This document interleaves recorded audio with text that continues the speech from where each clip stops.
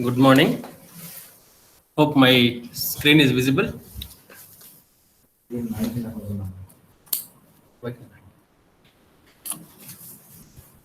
Is my screen visible? Yes, sir. Fine. Fine. So good morning. So in the last class, we have done up to the programming examples of SIC as well as SIC-XE, and we have taken the assignment as well. Now we'll go to the slightly end of the module 1, but as far as the textbook is concerned, it is chapter 2. So that chapter is nothing but assemblers. I will share the notes of the first module by next Tuesday, which will come to your mailbox. You can access that. So till then, you can complete your assignment by 21st. Any assignments after 21st, I may not be able to give marks, so we have enough time. So complete your assignment by 21st and send it to me as usual. So from 22nd, by 22nd, you will receive the notes for the module 1.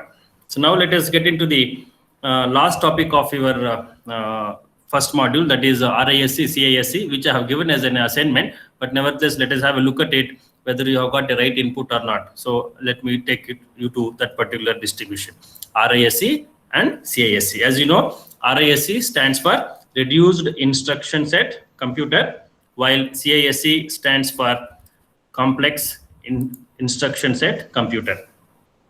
And we have seen in SIC-XE that because SIC-XE is a very simple architecture, it has very less number of instructions, thereby there is a less flexibility for the programmer or the user to write the programs.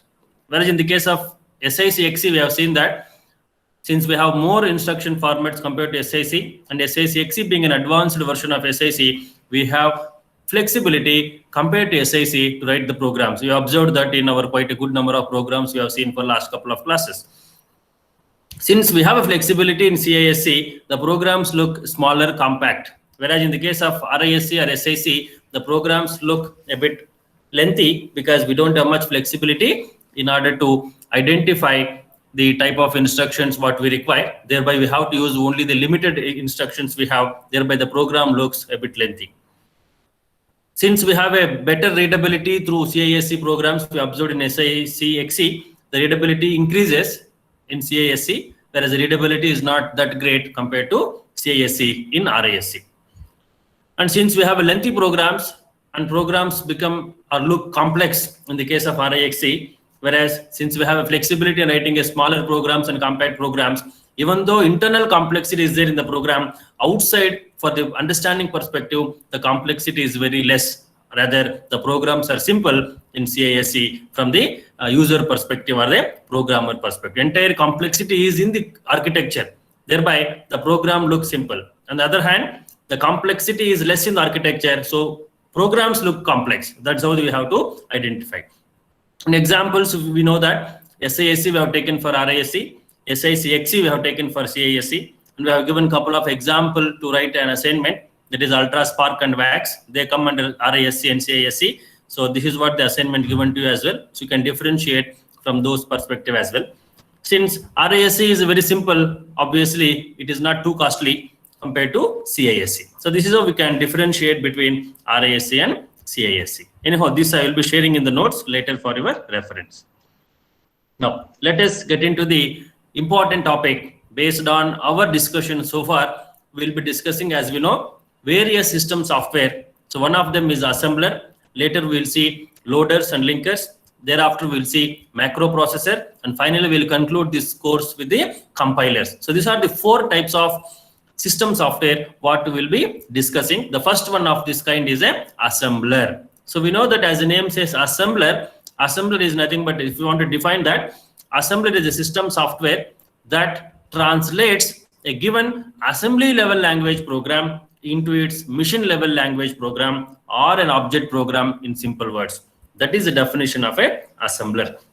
Similarly, if you want to define a compiler is a system software that translates a high-level language program into mission-level language program or object program. That's how we define a compiler. So depending upon the name what we have, probably we need to understand what is the input taken for this particular system software, what is the processing happening internally, and what is the outcome. Nevertheless, the outcome of an assembler or compiler is nothing but a mission dependent program, which is your object code, which is written in your zeros and one. That is a low level or mission level language program. So to define further what an assembler is, an assembler is nothing but a piece of system software that is going to translate, or that can translate, a given assembly language program to a mission understandable program or object program. That is an example of an assembler.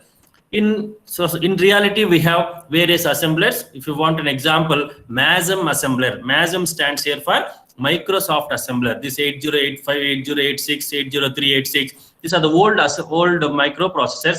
For them, we have a set of assemblers who can internally, or which can internally assemble the program of a given program of an assembly language. Thereby, we call them as a assembler. And one such example is a MASM assembler. If you want, we can search Google. You will get a MASM assembler as a information. We also have a case study on this at the end of this chapter. Probably we can have a look at that. Otherwise, MASM is a real-time assembler, which is a system software. To visualize this, what happens with the assembler? So as we know, assembler definition perspective, assembler takes assembly language as input, processes that. Process means it assembles the given assembly language finally into a mission understandable form called as a object program. So that is actually the work of a assembler. Suppose if you have a compiler, what will happen? This diagram will be slightly different. Source program is nothing but your high-level language program. Instead of assembler, we have a compiler. That compiler translates into object program.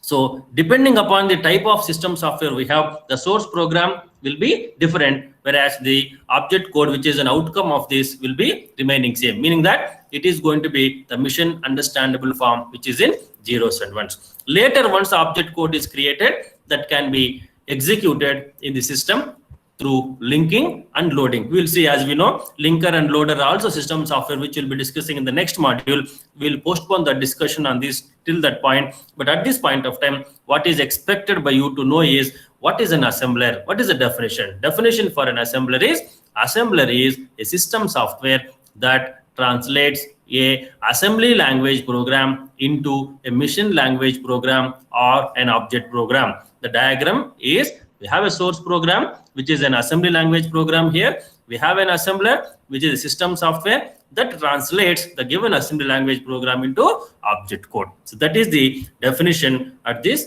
point of time. So next.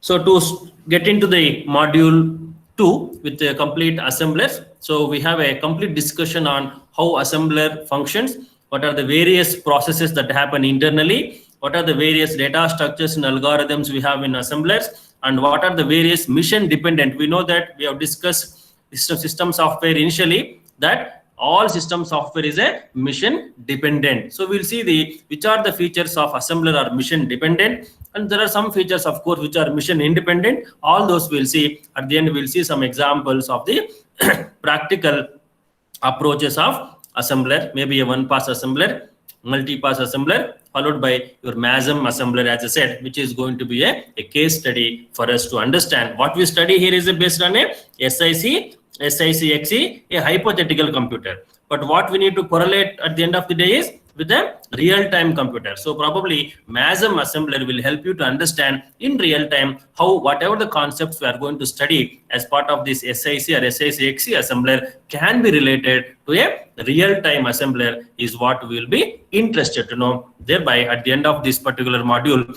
you'll be able to correlate the concepts what you have studied in assembler with the real-time assembler, maybe a MASM assembler, for example. Now, so what I suggest here is, if you have a notes with you, create a 2-page place, whether it is maybe end of your notes or wherever it is. As we keep on discussing, these assembler directives are coming maybe around 15 to 20 in our discussion. As we discuss one of them one by one, we can keep on adding into that, because at the end of the day in the examination, they might ask you, what is an assembler directive? Explain 5 of them.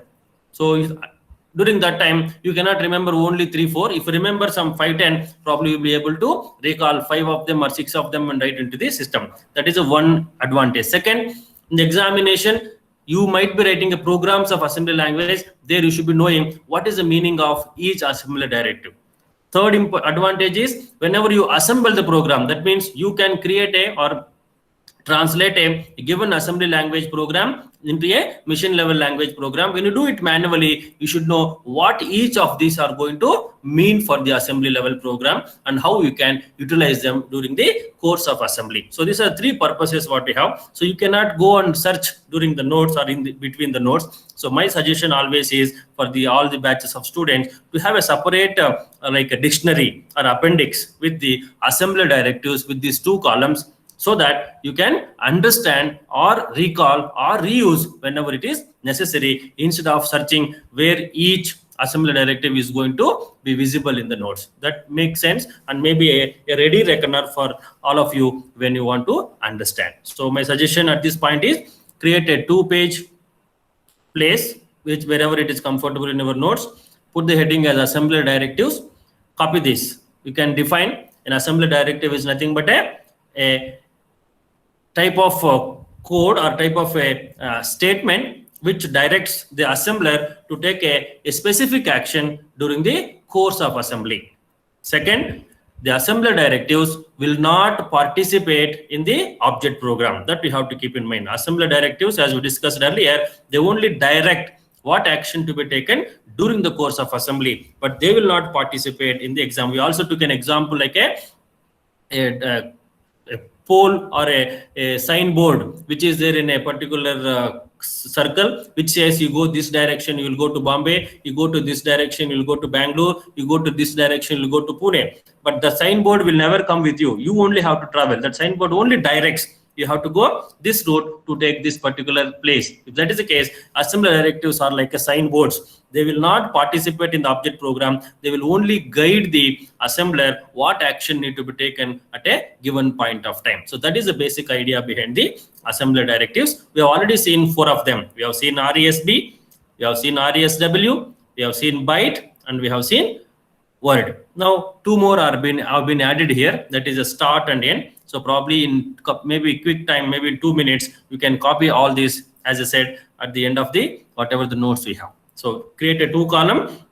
As and when we discuss, I keep telling you, you have to go there and start adding to that kitty, so that at the end of the course, you will see some 15-20 assembly directives, so that you can easily recall them as and when they are required. So first one is start, end. As the name says start, it is going to specify the beginning of the program.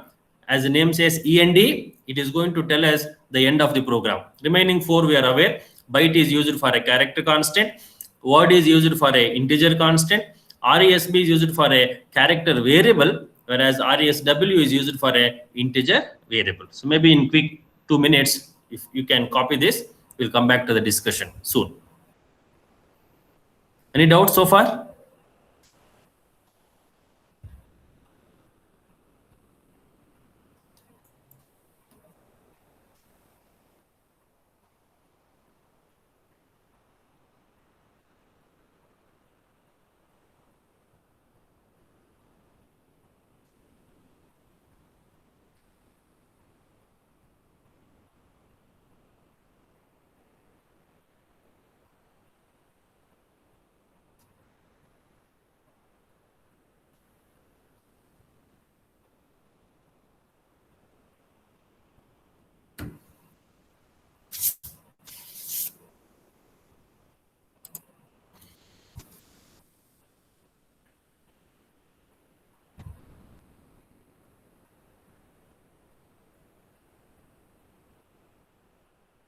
Let me know once it is done so that we can continue.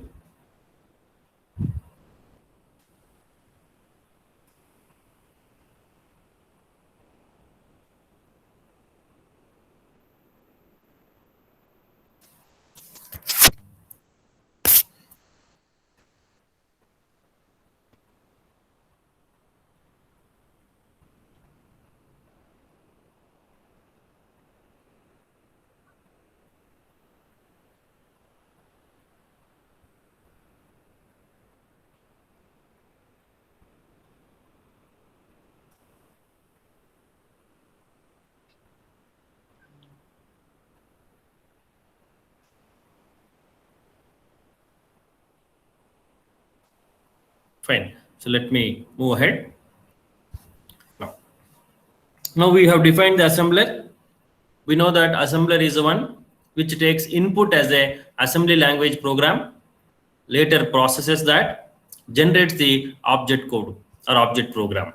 If that is the case, what is the actual functionality that is around a assembler or an assembler is what we are going to see in general. So these are the 5 major functions an assembler is involved in. So these are very important, and you should understand each one of them with a sense of assembly language program, or from the perspective of assembly language program and an object program. So if you have any doubts, please let me know. Unless you understand this, whatever you see later, algorithms and all will not be able to be known to you. So you find it difficult to understand rather.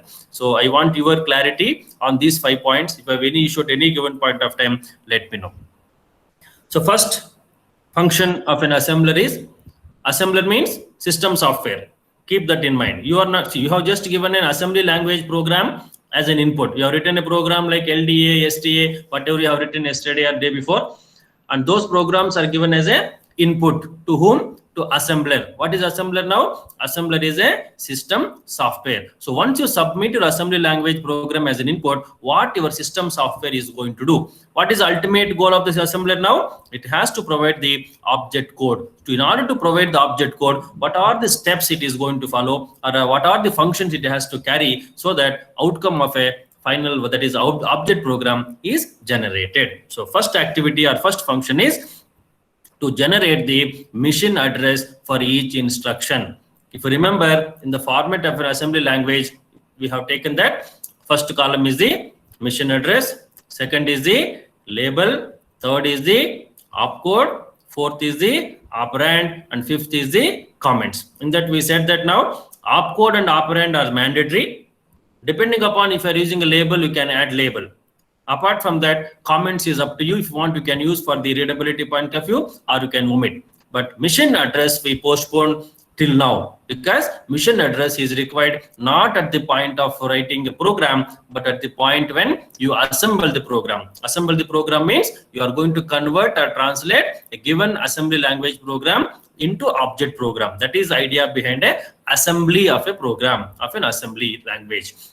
When somebody says, can you assemble a given assembly language program? What do you mean by that now? It is not a car assembly or a toy assembly. It is assembly here means we are going to translate a given assembly language program into a mission language program or an object program. You can do it manually, or you can give it to the system software, which will do it for us. Like that, in either case, we have to perform these steps. What is the first step? Generate the mission address for each instruction. Write a program. Let us say I've written a 10-line program of assembly language like LDA, STA, LDX, STCH. We have written so far so many programs. Take any one of them and you want to convert that into mission address. Object program. How do we do that now? First, we have to generate the mission address for each instruction. What do you mean by mission address here? So we need to tell where my data has to be stored. We have discussed that we have a disclaimer. You and me cannot inform the system that my program should be loaded at this location. That is ruled out. So memory is not in the control of a user or a programmer. Memory is absolutely under the discretion of an operating system. You can only request, you can only give an idea that if it is possible, try to store my program from this address. That is not possible in a high-level language. You can never do. But in assembly language program, there is a possibility that you can always inform the system that, if possible, store my program from this location. That is only request. The operating system, when you submit the program, will verify if that location is free. If it is not free, it is not going to take any headache. It will transfer your program from one location to another location. That is again a very important concept of relocation. We'll discuss soon after this. But temporarily, what you have to understand is memory is not under the control of a user. Memory is governed by completely operating system. However, while writing the assembly language program, the user has a flexibility to specify the address. When that address is specified, when you submit the program for execution, if that address is available during the time of execution, it might be considered. Else, the program will be relocated from one location to another location. But what is guaranteed at the end of the day? Your program will be executed. Whether you get a memory, what you have asked or not, program will be executed. So that's what we want as a user. So no problem. But we have a flexibility in assembly language to specify that address. So that address, what you specify as a START, just now we have seen START as one of the assembler directive. So through that START, you have a flexibility to specify start. That means I'm going to begin my program like a main function. In main function, you have two arguments to be taken now. Int arg v, character arg c, int arg v, like that. So probably those type of arguments we have in main. Similar to that, here in the assembly language, you can specify the starting address of your program through START.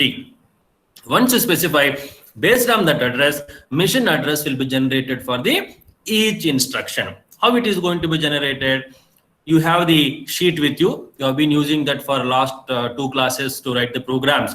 The first column will be opcode. Second column will be 1, 2, 3-4. That second column is what it is going to tell how many bytes of data my instruction is going to consume. So depending upon what instruction we have used, if I used LDA, for example, LDA takes 3 bytes. So I will add +3 for the instruction. If I take ADDR, we know that ADDR takes 2 bytes. I will add 2. If I take +JSUB, I know that +JSUB takes 4 bytes. I will add 4 bytes. Like that, depending upon the type of instruction we have used, by referring the manual, we can always add the number of bytes each instruction is going to take.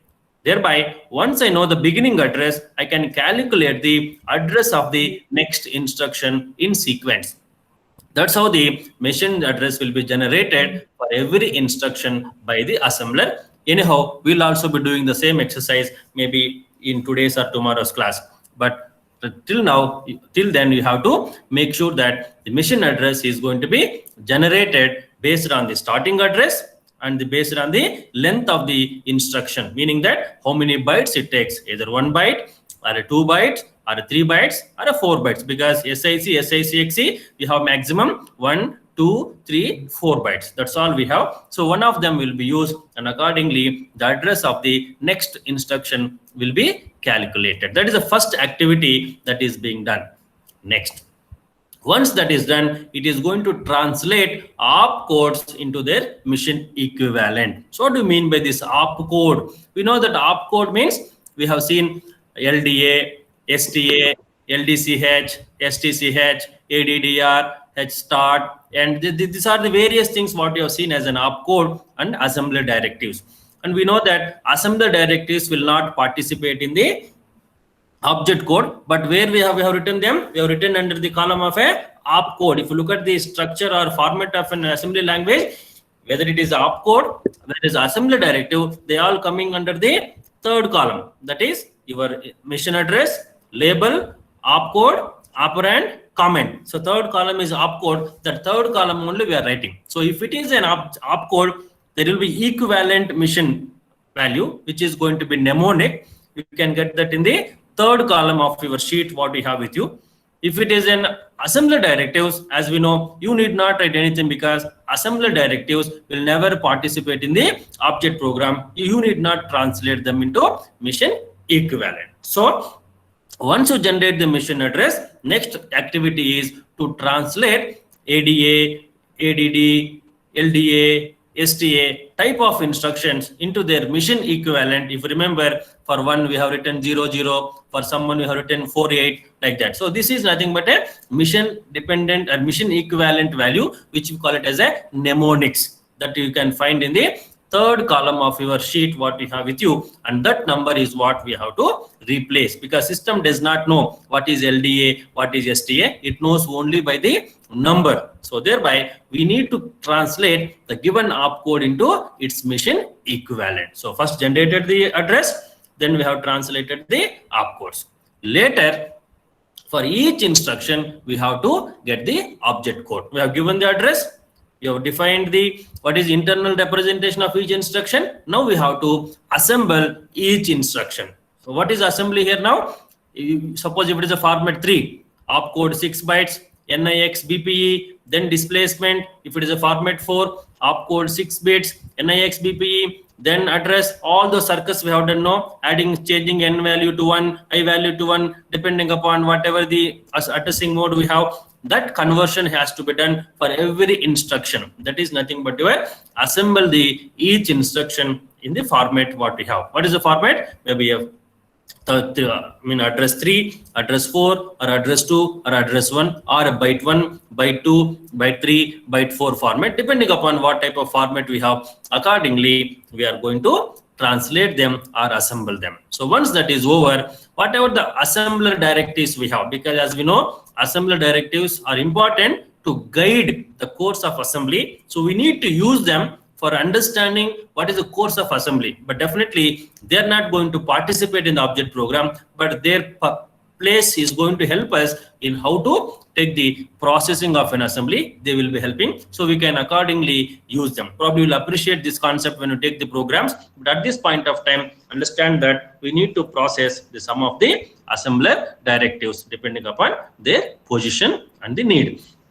Next, once everything is over, lastly, we have to generate the object code. There is a format for it, because object code should be understood by the system internally. As we say, assembly language, we have a format, no? Mission address, label, opcode, operand, comments. If you write the program in that way, anybody on the earth can understand, because it is a unique format used by any person who writes the assembly language program. In the same fashion, when I am having a SIC or SICXE or a Pentium or a Core 2 Duo, whatever it is, I need to inform my system that my object programs will be in this format. Then only the system will be able to execute them properly. If for every program, if you keep writing differently, which is not understood by your architecture, then we will be end up in a problem where your program cannot be executed. So though your object program also should be written in a format.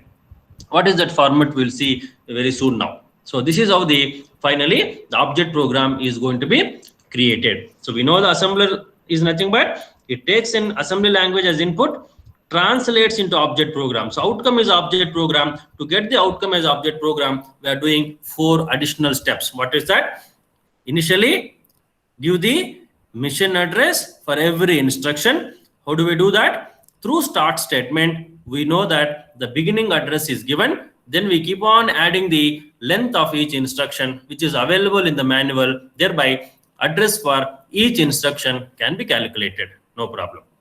Second, once that is done, for every opcode that is being used in the program, mission equivalent or mnemonics have to be used, because system cannot understand your LDA, STA, LDCH, STCH, LDX, because they're only for our understanding. Internally, its equivalent mnemonics need to be used, which are in a hexadecimal numbers. That is also available in the 3rd column of your manual. Next, once that is done, we have to assemble each instruction based on the format, maybe format 1, format 2, format 3, format 4, assemble with NIX BPE, right, displacement, address, all those things we need to do and complete that. Next, 4th one, if you have any assembler directives, if they are going to help us, probably we can do that and we can use them for our purpose. And last one, once everything is over, we put everything into one particular place, generate the object program in the prescribed format. We have to write that in prescribed format, because each program, C program will have a different format, C++ program will have a different format, Java will have a different format. Like that, each program of your language will be having a different format. Thereby, you should be able to mention that properly, because object program, no doubt at the end, it is taken by the system, but system understandable format might differ from one language to another language. That we should be clearly informing. So finally, generating the object program in the given format of a language is important, because if you say SIC compatible format only you should be generating, not something else. If you do something else, your SIC cannot execute your programs. That's why many a times when you give a program, for example, you have a Microsoft Word, If you give a Microsoft Word to Microsoft Excel, Excel says your program or your file is not in a compatible format, because Microsoft Excel has a different format, Microsoft Word has a different format. Just to give an example how these things are going to affect us. So that's why the meaning of a prescribed format. So to recall these 5 steps of assembly: first one, generate the machine address; second, have the opcodes of your program converted into machine equivalents; third, assemble each instruction as per this instruction format used; process assembly directives as per the requirement, as per the position they have been; and lastly, have the object program in the prescribed format. So these are the 5 functions what an assembler should be doing. So any doubts at this point? No, sir. Fine. Good. So when I say assembler is going to do these activities, so how this is going to be accomplished now? So for example, now I want to go from Bangalore to Bombay. I have a route. My route map says you start at one point of time, it takes 10 hours. I will be going in 10 hours. Fine. But in between, I may stop at one particular place for a breakfast. I may stop at one particular place for a half an hour rest or something I will be doing. But they're all part of my journey. But what is my ultimate goal? I have to travel from Bangalore to Bombay. But in between, I may have some processes which are going to facilitate my journey or which will enable my journey. The similar fashion, assembler also, even though there are 5 functions what you have just now mentioned, these 5 functions are going to be processed or accomplished in different stages. Maybe in 1 stage, maybe in 2 stages, maybe in 5 stages, maybe in 10 stages, depending upon how complex your program is, how big your program is. But nevertheless, in general, there will be 2 minimum passes required or minimum stages required for an assembly language program to be converted into object program. So stages in an assembler are nothing but the minimum stages or the number of processes or the number of stages or number of intermediate requirements that are used internally by the assembler in order to translate a given assembly language program into object program. Just recall the diagram what I have taken. Just now we have taken the diagram. There is a source program, there is an assembler, there is an object program. So with this diagram, we'll come back to this diagram now. What is this now? We have the same assembly language program as source program. We have an object program as a final program, but in between, our assembler is divided into 2 sub-entities internally, meaning that pass 1 and pass 2. That means, as I said, in my journey of Bangalore to Bombay, I may stop at 3 to 4 places depending upon the type of requirement I have, depending upon the type of need I may get in during the journey. Like that, your assembler also will be splitting the process of assembly language to object program generation or translation into 2 passes in general. There are some assemblers which may do in 1 pass.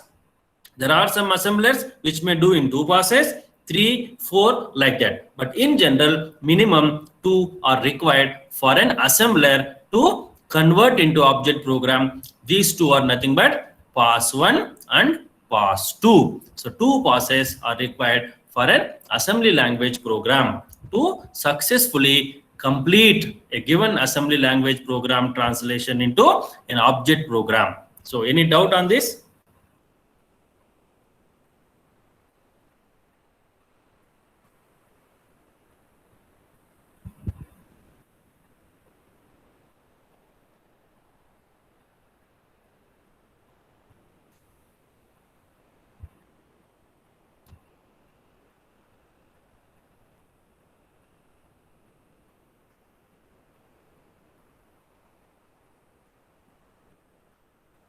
Is it clear? Yes, sir. Clear?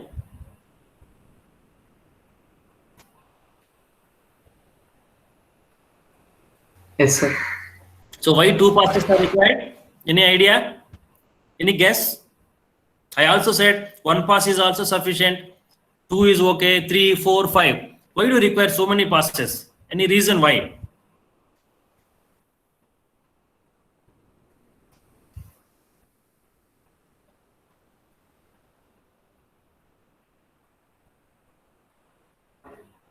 Any guess why you require? If it is 1 pass, how it is possible? If it is 2 passes, 3 passes.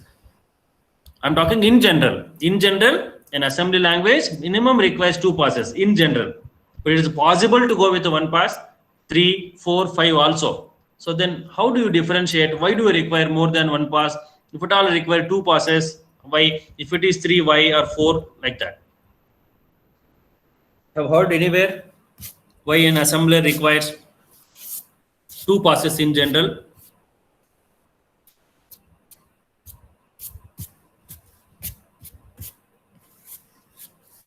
No guess? So maybe to define the stage or something. Which stage? Okay, you said we have 2 stages. That's why. Because since I'm creating 2 stages, I am using that. Tomorrow I may create 3 stages also. So that depends on me, my requirement. My means assembler, how it goes. But why basically an assembler need to have these stages? If not 1, 2, 3, 4, what type of program is going to influence an assembler to have this? You have been writing programs. A normal program does not require more passes. But I may write a program such that I'm forcing the assembler to have more than 2 passes or 3 passes, like that. So what type of program might be requiring more than 2 passes or 2 passes or 1 pass? That's what I wanted to know. If you can understand that, probably easy for you to make why these stages are required in assembler. For example, I'm traveling from Bangalore to Bombay. I have a driver who can drive restlessly.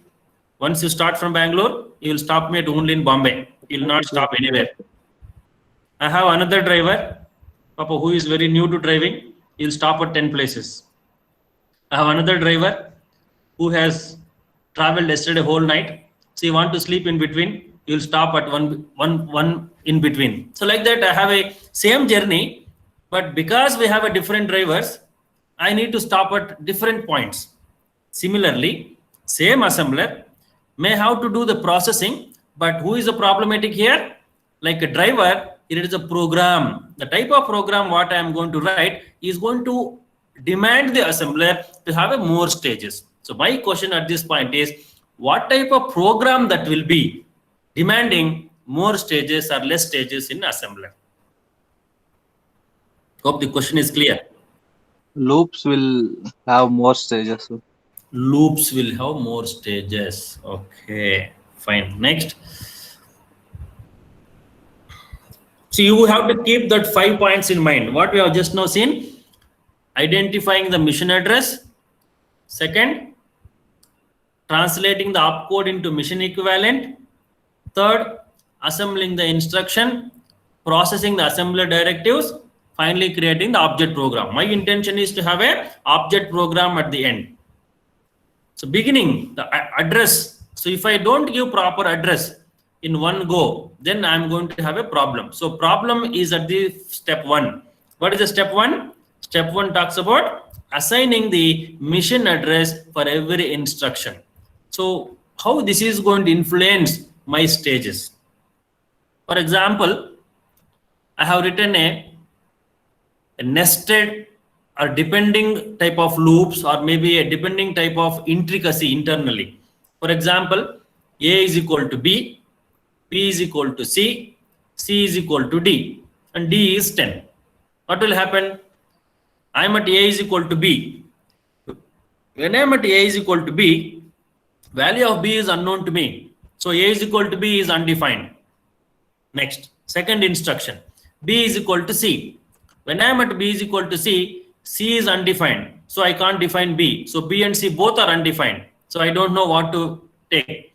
Next instruction, C is equal to D. So C is also unknown to me. D is also unknown to me. next instruction is D is equal to 10. So there I know that D value is 10. So out of these 4, when I go to first stage, what will happen?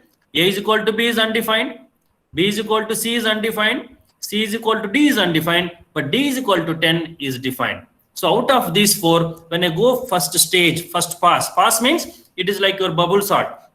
You keep scanning iterations. When I go from one line to another line, I will not come back in the same iteration. I will come back to that only in the next iteration, next pass, next stage. So when I am at A is equal to B, skip.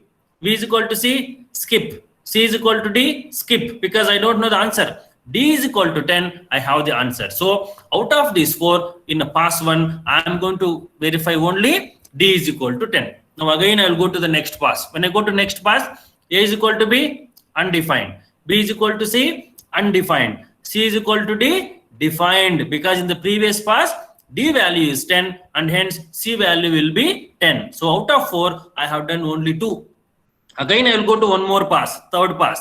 So what is happening? A is equal to B, undefined. B is equal to C, defined, because in the previous pass, C is defined. So in this third pass, I am going to define B, C, D. Still one more is left. Again, I will do one more pass. So when I have things like this, when one depends on another, which is an undefined at the given point of time, I may have to involve in a more number of passes. We call it as a nested intricacies internally. Nested dependency of a variable on another variable will force us to go for a multiple passes or a multiple stages.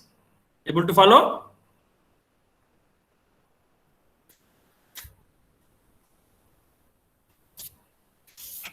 Able to understand?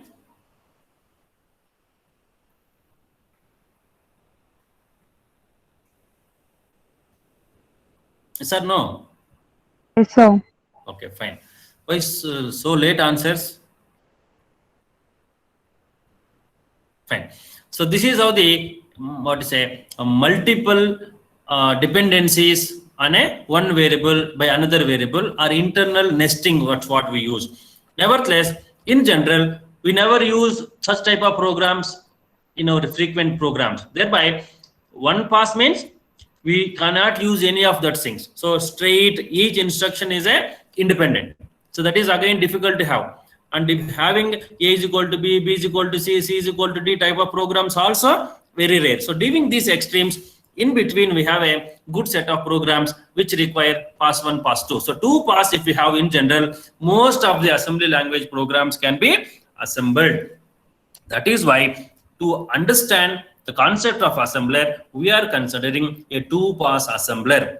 We could have considered 1 pass, we could have considered 3 pass, 4 pass or multi-pass, but we are taking 2 pass because if you understand 2 pass, you can understand 1 pass also, you can understand multi-pass also. That is the reason why we are constraining ourselves to understand the 2-pass assembler, which is maximum type of programs can be assembled using which. Thereby, 2-pass assembler is a best way to understand our assembler concept. So now we have seen the 5 functions of a general assembler. Now we have split that into 2 stages. When I split that into 2 stages, these assembler functions which I have seen 5, they also need to be splitted here. Some will be done under pass 1, some will be done under the pass 2. So next what we will see is how we are going to split these values or these functions from one place to another place. Now to give a visual picturization about this. So we have a source program, we have a pass 1. In pass 1 what we will be doing? We'll convert whatever, we'll see what functions we are going to do. We'll convert that into intermediate file. You have to keep this diagram in mind. So pass 1 will create a intermediate file. That intermediate file will become an input to pass 2. Later pass 2 will be generated, pass 2 will be used to generate the object code. This is the overall picture. Now we have started with a small diagram. Now we have added some complexity internally. Earlier it was a source program, assembler, object code. Now source program, pass 1, pass 2, object code. To give more clarity, source program is given to pass 1. Pass 1 internally generates intermediate file. intermediate file internally is given to pass2, and pass2 will be finally generating the object code. Whatever we have discussed, just we have depicted in the diagram. But our intention is, okay, we have 5 functions. How these 5 functions will be distributed between pass1 and pass2? That's what we are going to see here. So out of these 5 functions, now 5 has become 8 functions now internally, because we have distributed. So each one will be doing its own functionality. All those 5 are there, but additional activities will be done because pass1 has to create a intermediate file that has to be given as input to the pass2 and continues. So those 5 functionalities we are splitting between pass1 and pass2 like this. So what pass1 is going to do? So let us recall again those 5. What are they? Assign the mission address, translate the opcode into its mission equivalent, assemble each instruction, process assembler directives, generate the object code. So some of them will be done in pass1, some of them will be done in the pass2. So first 2 more or less can be performed in the pass1, and the last 3 can be performed in the pass2, and 4th one is required to be performed in both the cases, because assembler directives, as we know, they are only directives. They are required in pass1, they are required in pass2 also. So accordingly, we have defined here what pass1 is going to do, what pass2 is going to do. So coming to pass1, assign addresses. This is what first function we have seen, assigning the mission addresses to all the instructions in the program. Fine. Next, once you assign the mission address, internally, one more step we are going to do, save the values of all the labels, because labels are those, even in the previous class we have used loop 1. So those values we need to store somewhere, and because unless we store them, we cannot use them in the pass2, because pass1 is only means you scan the program from line 1 to line n. Once you scan that, anything that is missing value you have to save. If you do not save, what will happen? In pass2, the same problem will recur. To avoid that, we have to store in a particular place. We'll see how that is being stored, and that is nothing but saving the values in the system for the future use. So save the values of all the labels. Next, perform some of the assembler directives. As you know, we cannot do everything here because pass1 requires only a sum of the assembler directives, whichever is required, and those assembler directives will be processed. Once that is done, we have to create an intermediate file. These are the 4 activities what we are going to do under the pass1. First one, and all these activities are derived from the main 5. We are not creating anything extra. They are the main activities, and we are creating a sub activities because we have bifurcated the entire activity into 2 stages. So assigning the address, mission address, saving those values of labels separately for future use, performing some of the assembler directives, and writing the intermediate file. That is the pass1 activity. Next, pass2. Pass2 is mainly for the outcome, that is object program generation. So now we have to go with the assembly of instructions, which is the second function of your general assembler. Now, whatever the preprocessor constants we have, these values of byte word are called as a preprocessor constants, and process those preprocessor constants. Then any of the assembler directives that are left in pass1, we need to process them in the pass2. And last, we have to generate the object program in the given format. So this is how it is going to be. So see whether all those 5 have been accomplished here or not. So first one is what? Address, that is there in pass1. Second one is what? Assemble instructions, that is a translate opcode into mission equivalent, that is there in the pass2. And third one is, what is the third function?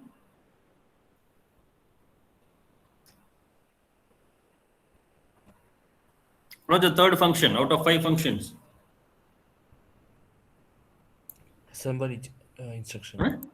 Assemble instructions. Before that, we had translate every opcode into its mission equivalent. So both are done in the pass2 only. Next, fourth one was, what is the fourth activity or function? Processing of assembler Processing directives. assembler directives. That is again splitted into pass1 and pass2. The last one is object program that is given by the pass2. So those 5 general functions have been accomplished in 2 stages. My journey from Bangalore to Bombay is accomplished, but in different formats. But outcome is same. Functionality has to be same. It has to be completed. Maybe whether pass1 is doing, pass2 is doing, it is internal convenience and arrangement. But at the end, I should be completing the assembly of the program, meaning that my object program should be generated. So please go through this once again, because you need to understand this properly, because we have an algorithm followed by this. If you do not understand this, you will not be able to understand the algorithm. So my advice is, please go through this. If you have any doubt at any point of time, please let me know. So with this, we'll wind up the today's class. But if you have any doubt, please let me know.